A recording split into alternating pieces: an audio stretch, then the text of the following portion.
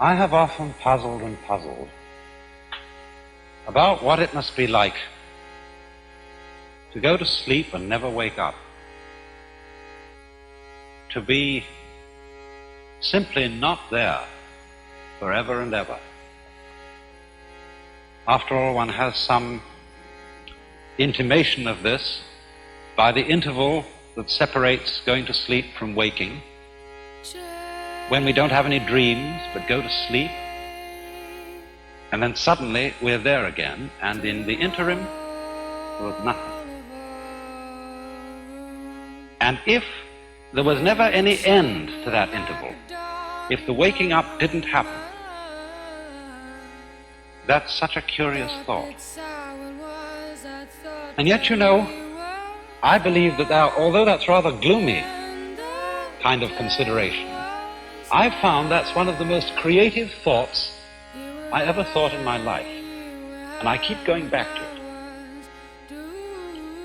You know, it's in line with a lot of the very fundamental questions that children ask.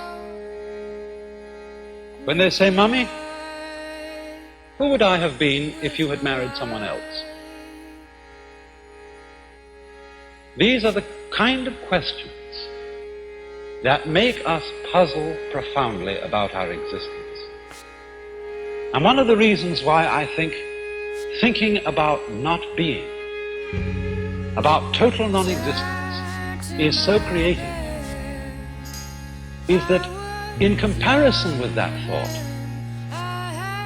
the fact that we are seems kind of queer, incredibly odd.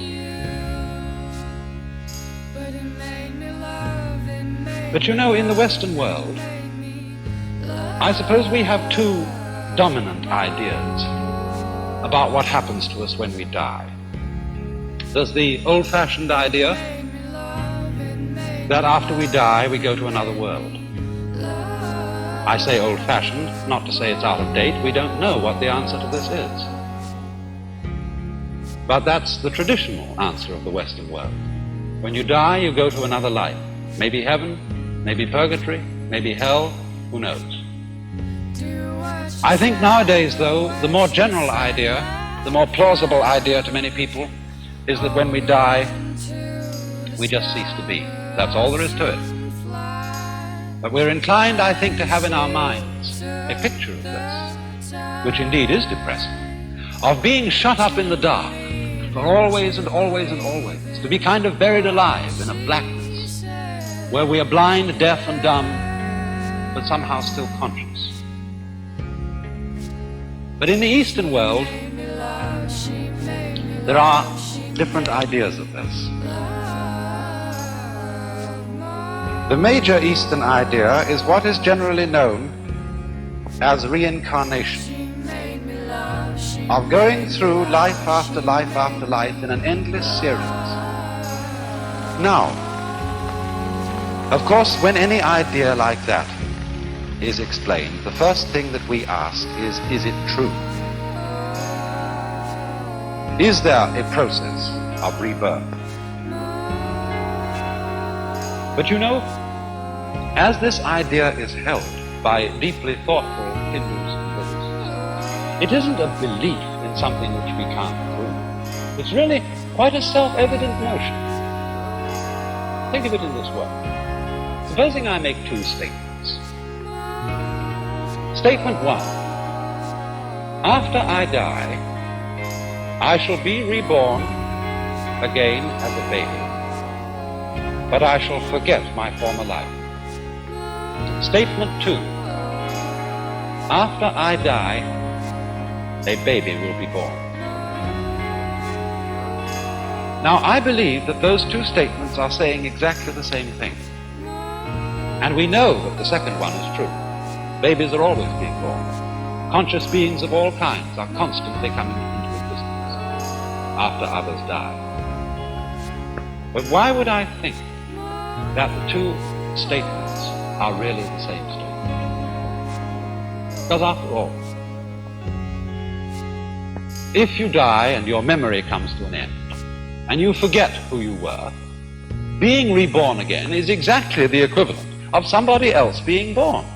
because we have no consciousness of our continuity unless we have memory. If the memory goes, then we might just as well be somebody else.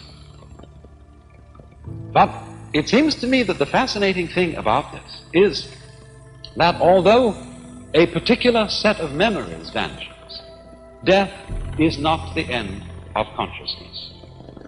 In other words, we are deluded by a kind of fantasy. If we think of death as endless darkness, endless nothingness is not only inconceivable, but it's logically absolutely meaningless, because we aren't able to have any idea, much less sensation of nothing, unless it can be compared with a sensation of something. These two things go together. And therefore, I think what is meant is that the vacuum created by the disappearance of a being, by the disappearance of his memory system, is simply filled by another being who is I, just as you feel you're I. The funny thing, though, about being I, about feeling that one is sort of a center of the universe, is that you can only experience this I sensation in the singular. You can't experience being two or three I's all at the same time.